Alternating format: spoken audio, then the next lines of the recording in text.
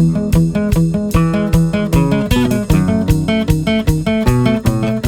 bringing Quinn out a shovel. The girls and I went through and really had our first real harvest of the year.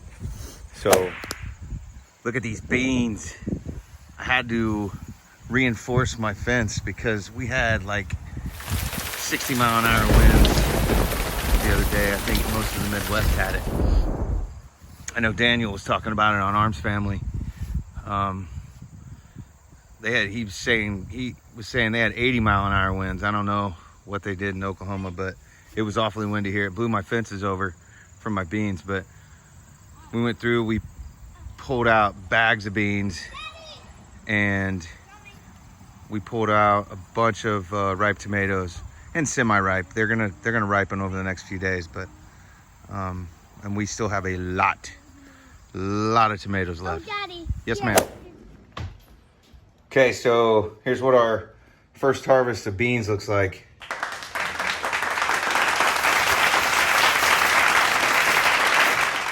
There's lots of beans here.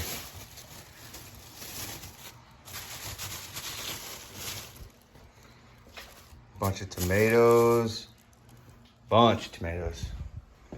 And then here's all our cucumbers we got. We're gonna make pickles with. We got some zucchinis, some peppers from the other day. Our pepper plants didn't do real well this year. Ooh, and that big zucchini. Yeah. And Quinn's carrots. They're not the biggest carrots in the world, but they'll eat. We'll put them in some kind of soup or something. It's kind of green bean. That's a sad green bean. I think that. They're going to put all the good parts in the bad bowl. I thought they were bad. They were the most good parts. I pull off the green bean. You put bad parts in the good bowl? No, not all of them. That's bad. No, it's not. And there was a brown part that I didn't want. It could have been. This is how you actually do it. Watch. So I pick a green bean. You fold it like this, and you just like this.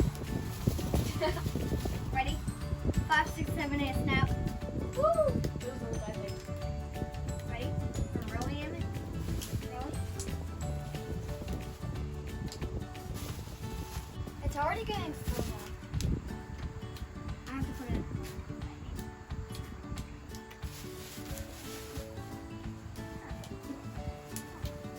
Oh, this is gonna be so good at Thanksgiving. Daddy, so many green beans. These are lots of green beans, and I don't think they're gonna. What? A bean just shot up. You're dropping them in Daddy's fridge. You don't think what? I don't think. Well, how? These are so much green beans. Are we gonna do It's gonna bad one and a good you put a good one in a bad bowl. Wait, it's almost Thanksgiving. I know, I didn't. I saw it. When it's almost Thanksgiving. Are we gonna do Thanksgiving here at our house? And this one too. It's good. I think so, probably yes.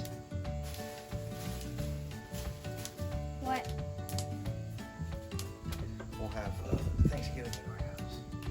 Has coronavirus. I don't know. We'll see. When Daddy, we get, I don't know when gets closer. I don't know when coronavirus is. This does not have a tip. It broke off. How many beans do you think are in that? 1,000. Daddy, What?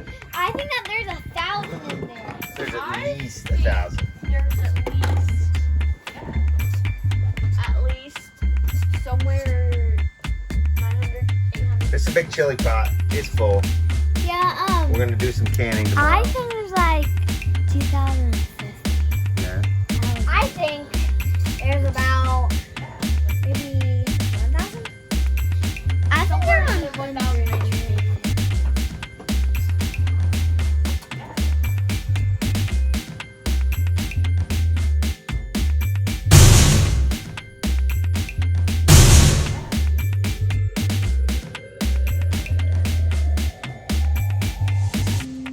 It's mid-August, which means the garden is starting to go crazy, and I've got all sorts of vegetables that I'm trying to figure out what to do with. And so I'm going to show you what I'm doing. This is a canning video. I went ahead and chopped the rest of these up, and I'm gonna slow roast these. So this is a little bit of an experiment. If you watched my sun-dried tomato pesto video, I sliced everything in thin rings. So now I've just pretty much quartered all my tomatoes, and I'm cranking my heat up to 300. I'm gonna slow roast them for probably 3 hours. And my plan, which probably won't be in today's video, is to make roasted tomato soup and can that for the winter. We eat tomato soup like crazy. We love homemade tomato soup. And I don't know, I had this epiphany. I've always made like tomato juice and salsa with our garden tomatoes. And this year I'm like, why am I not making tomato soup? Because we eat that all the time.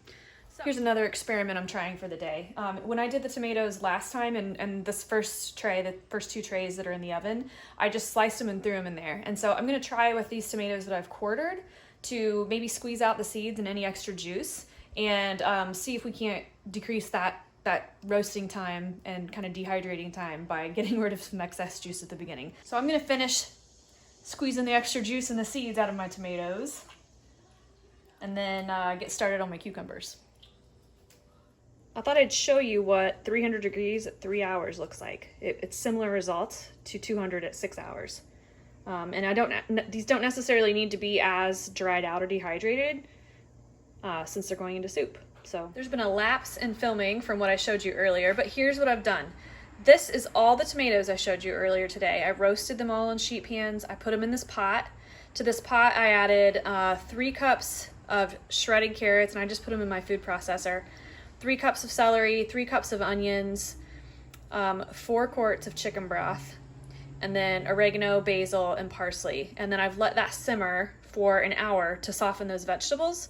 And what I'm gonna do now is take my immersion blender and I'm gonna puree this soup before I start canning it.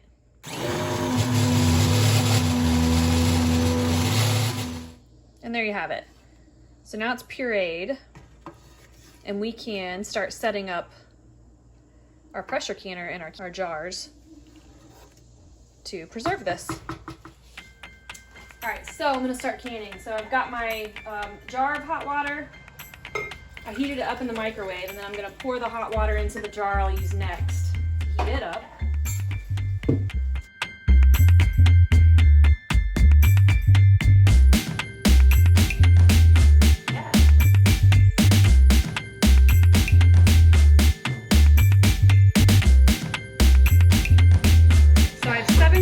Pressure canner, and I put the lid on, and then I turned my heat up to about medium high. And as soon as I start seeing steam come out of this little tower pressure valve thing, I'm gonna let it steam for 10 minutes. And then once my 10 minutes is up, I'll take this little pressure regulator and I'll pop it on top of there, and then we'll start to see the pressure on my pressure gauge rise. So 10 minutes has elapsed and I put on my regulator knob, and then this is a little kind of a second pressure gauge, and it pops up, and when it's up it's just kind of a visual reminder that there's pressure. And then as the pressure builds, we'll start to see the gauge up here climb, and our goal here is 11 pounds of pressure.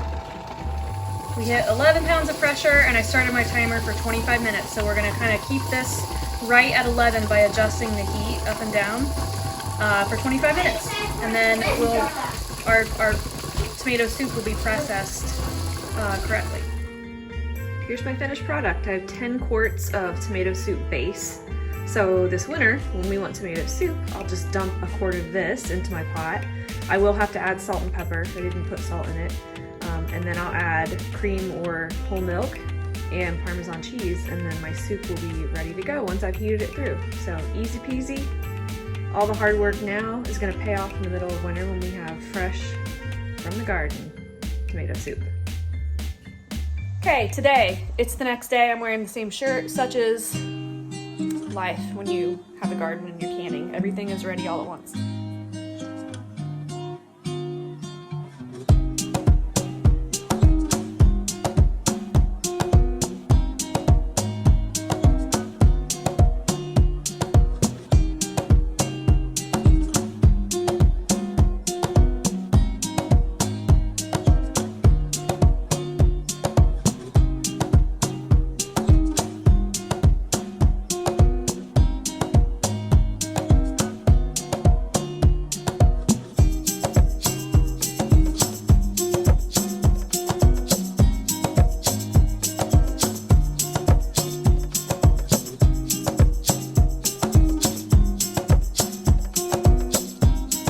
once you have your cucumbers layered in your bowl, put a plate and something heavy on top of it, and that'll weight it down and help draw out some of the extra moisture in your cucumbers.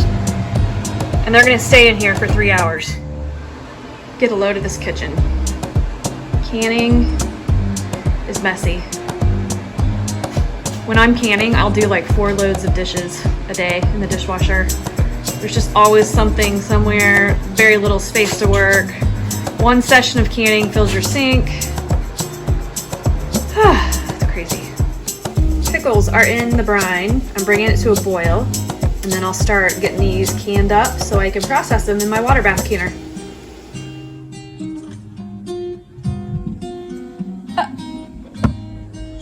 Hi, we're gonna can some beans. Last night, Rob and the girls went out and picked green beans. And so, again, I don't want to do like 3 quarts of green beans at a time in my pressure canner. So they went out last night and picked a ton, which we have a ton ready. They snapped them and then just threw them in these gallons of black baggies. So I think we're up to 1, 2, 3, 4, 5. There's another one back there. 6 gallons of green beans frozen. So before I start showing you the process for my green beans, I thought I would show you this Ball Blue Book. This is my canning Bible, and I use it for everything. I'm also going to show you the lids that I use. They're wide mouth lids because I have wide mouth jars, and you can find these pretty much at any big box store. So bean prep. I want to put my beans in my big huge stock pot. I fill it with water, and then I'm going to bring it to a boil, which kind of takes a while. Once it's boiling, I reduce it to a simmer. And like I just said, it takes a while. So while that's trying to heat up, I go ahead and prepare all my other elements. So first thing are my jars, my rings, and my lids. I wash them in hot soapy water and then just lay them on a clean towel on the counter while I get my other things ready. So while jars and lids are on the towel, I go ahead and get some water simmering in a small stock pot. And once that's simmering, I'm going to put my rings and my lids in that pot because you want those to be warm when you place them on your jars. Once my rings and my lids are in the simmering water waiting to be placed on my jars, I go ahead and get my jar lifters, which are the black tong looking things. I lay those out with a couple clean washcloths or towels. And then right by the stove where I'll be standing, I put my flexible silicone funnel. I have a Pyrex measuring cup, a slotted spoon, a handy dandy magical magnetic lid lifter, and then a small spatula, and that's going to come in handy once my jars are filled. Now I'm going to fill my canner with 3 quarts of hot water and set it on medium-high heat.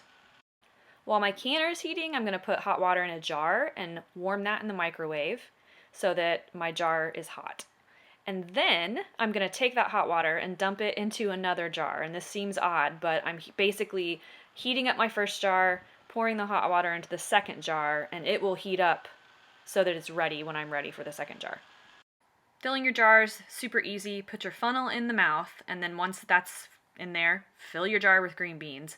You want to make sure that you kind of pack it, but not so tight that it'll burst when it's in your canner, but you do want to pack it to the top. Now you want to take hot water from the pot that your beans are in and fill your jar to the top. And you want to fill it within 1 inch. It's called a 1-inch headspace. Here's where that little spatula comes in handy.